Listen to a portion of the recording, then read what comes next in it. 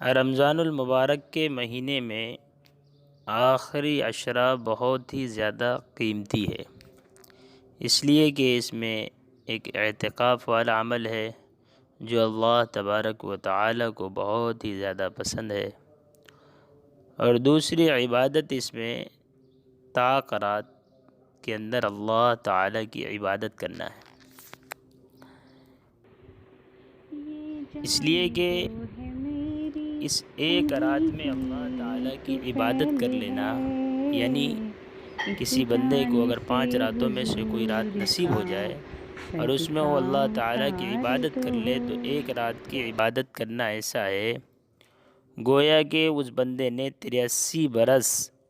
4 ماہ اللہ کی عبادت میں گزار دیے۔ اگر کسی بندے یا بندی کو پوری زندگی میں 10 راتیں بھی نصیب ہو جائے تو گویا اس نے 833 برس 4 ماہ سے بھی زیادہ زمانہ کامل عبادت میں گزار دیا۔ اب یہ جو رات ہے یہ 21ویں رات بھی ہو سکتی ہے، 23ویں بھی ہو سکتی ہے،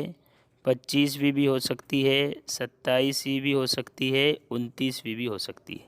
لیکن ان 5 میں ایک پکی ہے، یہ بات تو طے ہے جمہور کے نزدیک۔ اس لیے ہم اپنے اوقات کو قیمتی بنائیں اور 5 راتیں اللہ تعالیٰ کو دے دیں،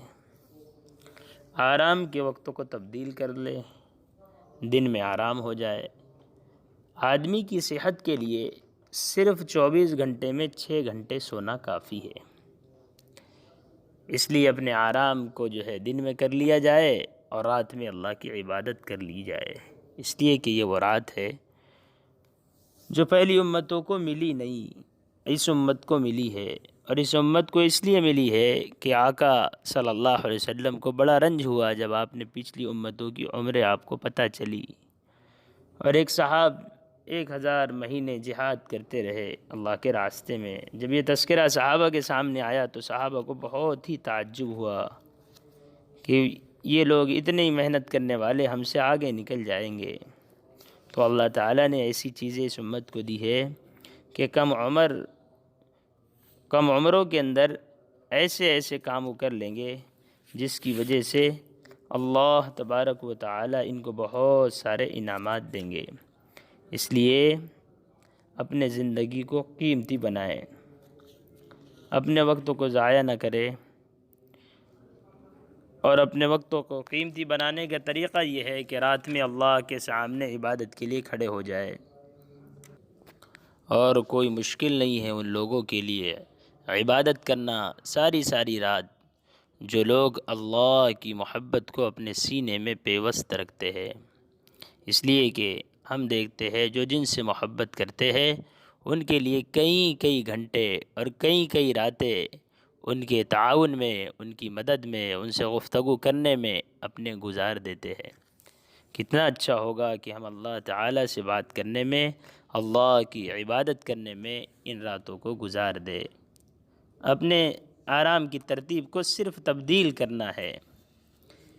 اور جب ہم بزرگوں کی زندگیوں کو دیکھیں گے تو پتہ چلے گا انہوں نے اپنی زندگیوں کو کیسا قیمتی بنایا تھا۔ امام اعظم ابو حنیفہ رحمۃ اللہ علیہ کا یہ واقعہ بہت ہی مشہور ہے کہ 40 سال تک عشاء کے وضو سے فجر کی نماز پڑھی ہے۔ ایک بزرگ گزرے ہیں اسود بن یزید، وہ رمضان میں مغرب عشاء کے درمیان تھوڑی دیر سوتے، بس اس کے علاوہ سوتے ہی نہیں تھے۔ وہ رمضان کو اتنا قیمتی بنایا کرتے تھے، اس لیے کہ جو جس کو پہچانتا ہے وہ اس کی قدر کرتا ہے۔ بچہ معصوم سا ہیرے کو نہیں جانتا، اس کے سامنے چاکلیٹ رکھا جائے گا وہ ہیرے کو چھوڑ کر چاکلیٹ کو اختیار کر لے گا۔ جن لوگوں نے اللہ کو پہچانا تھا، اللہ کی ذات کو اور اس کی صفات کو سمجھتے تھے، تو کئی راتیں اللہ کی یاد میں گزر جاتی تھی اور ان کے اعمال پہ دوسروں کو ترس آتا تھا۔ اس لیے اس کا اہتمام کرے، ادھر ادھر کی باتوں میں وقت کو ضائع نہ کرے، اور اللہ تعالیٰ کی عبادت کے لیے کھڑا ہو جائے بندہ۔ اللہ تعالیٰ عمل کی توفیق